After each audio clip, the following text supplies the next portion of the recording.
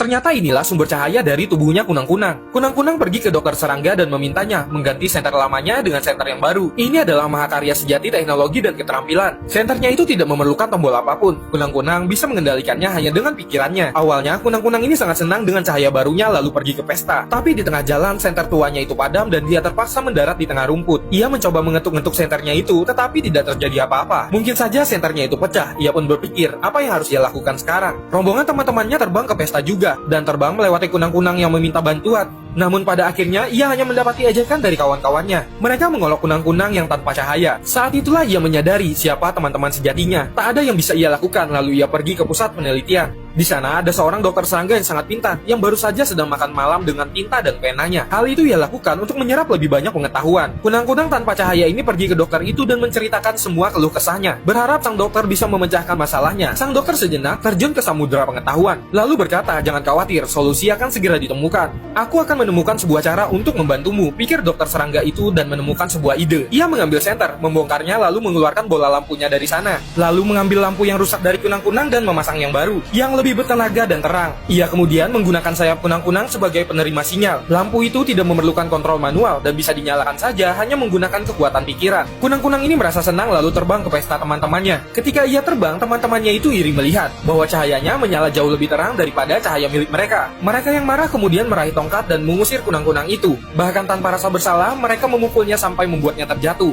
Tiba-tiba langit menjadi gelap, petir menyambar-nyambar, dan hari mulai hujan deras. Tiba-tiba air es menimpanya yang membuat hatinya menjadi semakin dingin. Ia sangat membenci teman-teman palsu itu. Sungguh, dia tidak akan pernah tahu apa yang orang pikirkan sebenarnya. Pada detik ini, dokter serangga muncul. Sepertinya sesuatu yang sangat serius sedang terjadi. Dokter berkata bahwa pesawat dengan 3 orang di dalamnya tersesat dalam badai petir. Ia membutuhkan kunang-kunang untuk menunjukkan jalan menggunakan cahaya senternya. Sampai pesawat itu benar-benar berhasil mendarat di bandara. Tanpa memikirkan ketenaran dan imbalan, kunang-kunang itu melebarkan sayapnya dan menerjang menuju badai. Dengan resiko terbakar petir, para penumpang di dalam sayap itu akhirnya melihat cahaya harapan. Mengikuti cahaya itu, akhirnya mereka sampai di bandara. Penumpang dan petugas operator berteriak lega. Pesawat itu berhasil mendarat dengan selamat.